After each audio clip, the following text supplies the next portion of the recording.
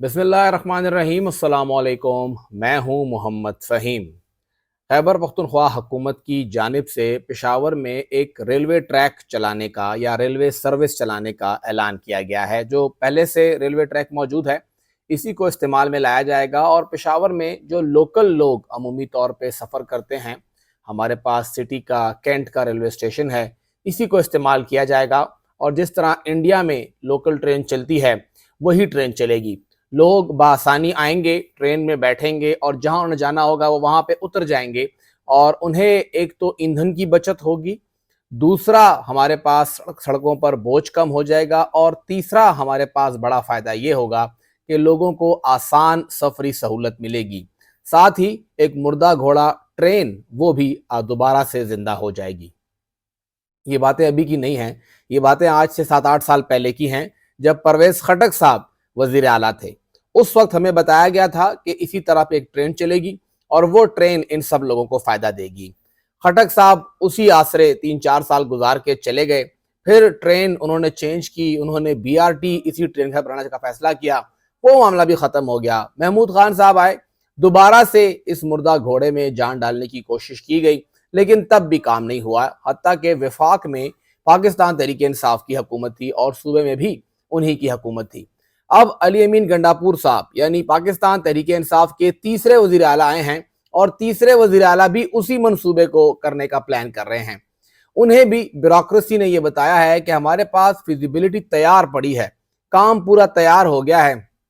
और अब हमने ये मंसूबा शुरू करना है और इसी के लिए गो अहेड होगा। बहुत बड़े बड़े सुहाने और सब्ज ख्वाब दिखाए जा रहे हैं, सब्ज बाग देख रहे हैं हम लोग कि क्या चीज़ होगी यहाँ पे, किस तरह चलेगी और फिर हकीकत में वही होगा जो कि पहले भी हुआ है। ये रेलवे ट्रैक का मंसूबा ये बस ट्रांजिट के साथ भी था, उससे पहले सर्कुलर ट्रेन का मंसूबा भी था, फिर पेशावर के साथ चारसद्दा नौशहरा को भी मिलाया गया। ये पॉसिबल नहीं है क्योंकि पेशावर कोई नॉर्मल सिटी नहीं है, यहाँ पर बहुत सी चीज़ें इन्वॉल्व हैं और सबसे पहली चीज़ यहाँ पे सिक्योरिटी क्लियरेंस है। ये रेलवे ट्रैक ये कैंट से गुजरता है, कैंट के अंदर से गुजरता है, आपका जो एयरपोर्ट है बिल्कुल उसके बीचों बीच ये गुजर के जाता है और वहां पर किसी भी ट्रेन के लिए गुजरना इतना आसान नहीं है और ना ही उसकी इजाजत पहले दी गई और ना ही आगे दी जाएगी, क्योंकि पेशावर के हालात वैसे नहीं है कि आप इतना बड़ा सिक्योरिटी रिस्क ले लें। तो फिर क्यों बार बार ब्यूरोक्रेसी ये सब कुछ करती है कि मुंतखब हुकूमत को इसी लाल बत्ती के पीछे लगा लेती है। आप ट्रक की बत्ती के पीछे चलते रहें और फिर वहां पे आपसे वक्त निकल जाता है। ब्यूरोक्रेसी इस वक्त अपना खेल खेल रही है और अब देखना यह है कि मुंतखब नुमाइंदे खसूसन खैबर पख्तूनख्वा में किस तरह इस ब्यूरोक्रेसी का मुकाबला करते हैं। बात हो रही है अली अमीन गंडापुर साहब की मुलाकात की, पेशावर के हवाले से बहुत सी बातें और भी हुई और उन्हीं बातों में से एक बात यह भी है कि एक मरतबा फिर पेशावर के नुमाइंदों ने उनके सामने ये मुतालबा रखा है कि आप पेशावर में होने वाली धांधली, जो कि उनका दावा है कि धांधली है, उसकी इंक्वायरी कराएं, जुडिशल कमीशन से उनकी इंक्वायरी कराएं। और इत्तलात ये हैं कि उस मुलाकात में अली अमीन गंडापुर साहब ने तस्दीक कर दी है और मान लिया है उन्होंने कि हाँ बिल्कुल हम जुडिशल कमीशन के ज़रिए इसकी तहकीकात कराएंगे और उसके लिए हम सूबाई असम्बली के ऐवान से इसकी मंजूरी लेंगे। सूबाई असम्बली का ऐवान मंजूरी देगा और उसके बाद chief justice Peshawar high court को ख़त लिखा जाएगा कि वो पेशावर के इन 9 हल्कों, 8 सूबाई असम्बली के हल्के PK 72, 73, 74, उसके बाद 78, 76, 78, 77 और 76 तो PTI जीती थी, 78, 79, 82 और उसके साथ 80 के जो हल्का है, इन तमाम हल्कों और NA 28 का जो हल्का है उसकी जो छानबीन है वो जुडिशल इंक्वायरी के जरिए होगी। ये इंक्वायरी कराने की उनको यकीन दहानी कराई गई है, यानी सूबाई हुकूमत अब राजी है कि वो इंक्वायरी कराएगी। दूसरी बात जो इस इजलास में ज़ेर बहस आई है वो ये आई है कि एक दरख्वास्त हुई है कि पेशावर के अंदर जो, अब ज़ाहिरी बात है कि ज़्यादातर वो लोग आए हैं, 13 में से 8 हल्के PTI से ले लिए गए हैं या PTI हारी है,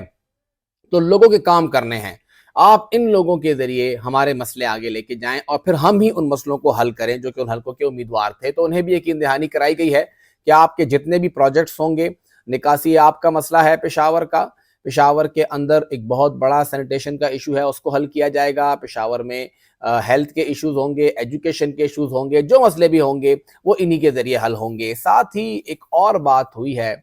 और वो ये हुई है कि पेशावर में انہوں نے پشاور کی بات کی ہے، لیکن یہ پالیسی پورے صوبے کے لیے ہوگی کہ وہ پولیس اہلکار جنہوں نے پی ٹی آئی ورکرز کے ساتھ ذاتیات کی، پی ٹی آئی ورکرز کے ساتھ وہ حد سے آگے تجاوز کر کے گئے، ان کے ساتھ انہوں نے زیادتیاں کی ہیں، ان کے ساتھ انہوں نے چادر اور چار دیواری کا تقدس پامال کیا ہے، انہیں اٹھایا گیا، زد و کوب کیا گیا، اور اگر اوپر سے دباؤ تھا بھی تو اس دباؤ کو 10 گنا کر کے انہوں نے پی ٹی آئی کے ورکر پہ نکالا ہے۔ یعنی وہ پولیس اہلکار جو کہ دباؤ کے تحت تو مجبور تھے، انہیں سائیڈ بھی کیجئے، لیکن وہ لوگ جن پہ دباؤ تھوڑا سا تھا اور دبا کے انہوں نے پیش کیا اور انہوں نے پی ٹی آئی کے اہلکاروں کے ساتھ، ورکرز کے ساتھ جاتیاں کی ہیں، ان کے خلاف اب کارروائی ہوگی۔ کچھ نام اسی میٹنگ میں بتا دیے گئے ہیں اور کچھ نام انہیں کہا گیا ہے کہ آپ بتا دیجئے کہ کس کس کو کیا مسئلہ ہے۔ پشاور کی سٹی تنظیم اس حوالے سے بات کرے گی، جو ڈسٹرکٹ کی تنظیم ہے، کہ یہ وہ پولیس اہلکار تھے جنہوں نے ہمارے ساتھ جان بوجھ کے زیادتی کی، انہوں نے قانون بھی پسے پش ڈالا، اور پھر جو ایک پریشر تھا، اس پریشر کو جہاں پہ کچھ عمران جیسے لوگ تھے انہوں نے اس پریشر کو لیا، وہاں پہ بہت سے لوگوں نے اس پریشر کا سرنڈر بھی کیا اور پھر شاہ سے زیادہ شاہ کے وفادار بنے، تو انہیں یہاں پہ نشانہ عبرت بنانے کی ضرورت ہے۔ وہ پھر دیکھنا ہے کہ اس کے ساتھ کیا ہوتا ہے، یا تو انہیں او ایس ڈی کیا جاتا ہے یا انہیں ضلع بدر کیا جاتا ہے، لیکن وہ پولیس اہلکار جو کہ زیادتیاں کرتے رہے، ایک بندے کو اٹھانے کے لیے وہاں پہ 20 اور 25 موبائل وین لے کے گئے، ان کے گھروں کے اندر گھسے، ان کی خواتین کے ساتھ بدتمیزیاں کی، اور پھر وہاں پہ کیونکہ وردی کا نشہ تھا، وہ نشہ ان کے اندر موجود تھا، تو ان کے خلاف اب کارروائی کی جائے گی۔ یہ بھی یقین دہانی کرائی گئی ہے کہ ہاں آپ بتائیے گا وہ کچھ لوگ جو کہ زیادتی کرتے رہے ہیں ان کے خلاف سخت سے سخت کارروائی کی جائے گی۔ تو پاکستان تحریک انصاف اب وہ سب کچھ بھی کرے گی۔ ساتھ ہی جو لوگ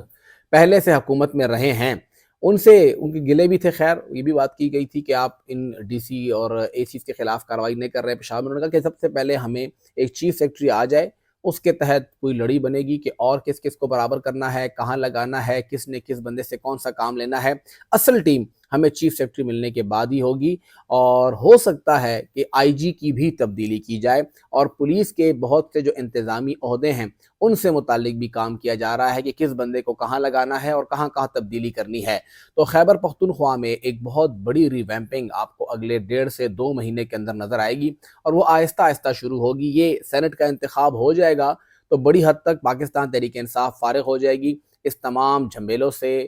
صدارتی انتخاب، حلف برداری، پھر کیسز، سب کچھ سینٹ انتخاب، وہ پھر اس حکومت کو کرنے کے لیے اپنا پلان آگے لائے گی، اور دیکھتے یہ ہیں کہ پھر پاکستان تحریک انصاف اس حکومت کو کیسے آگے لے کے چلتی ہے۔